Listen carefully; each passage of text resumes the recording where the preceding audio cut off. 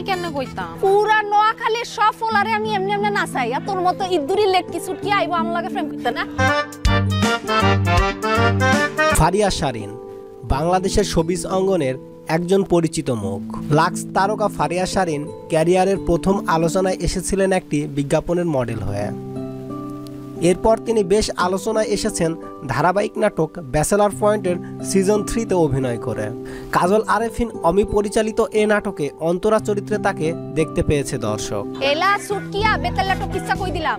ফারিয়া শারীনের মা বাবা নোয়াখাইল্লা, তিনিও জেনুইন নোয়াখাইল্লা। তবে তিনি বর্তমানে ঢাকায় থাকায় তার বাসার কেউ নোয়াখালীর ভাষায় কথা বলে না।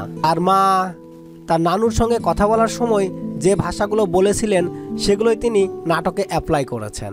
পুরা নোয়াখালীর সব ফোলারে আমি এমনি এমনি নাচাই আর তোর মতো ইদ্দুরি লেটকি ছুটকি আইবো আমার লাগে প্রেম করতে না। এই নাটকের তার কয়েকটি উল্লেখযোগ্য ডায়লগের মধ্যে একটি হচ্ছে লেদা সুইটকা, ডেটটিয়ার গাবর, হিসাদি হিডি। ব্যাচেলার পয়েন্ট নাটকে ফারিয়া শারীনকে দেখা গিয়েছে অন্তরা চরিত্রে, যেই অন্তরা চরিত্র শুভর সাথে প্রেম করছে।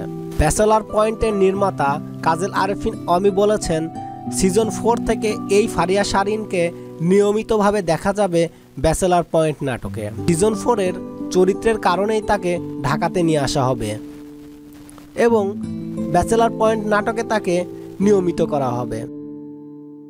ব্যাচেলার পয়েন্টে সবাই আমরা রোকেয়া সম্পর্কে জানি।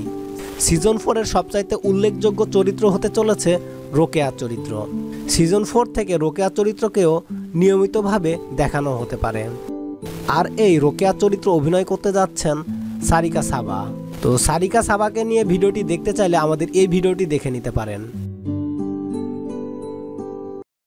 এরকম আরও মজার এবং তথ্যবহুল ভিডিও পাওয়ার জন্য আমাদের এই চ্যানেলে সাবস্ক্রাইব করুন এবং পাশে থাকা বেল আইকনে ক্লিক করুন।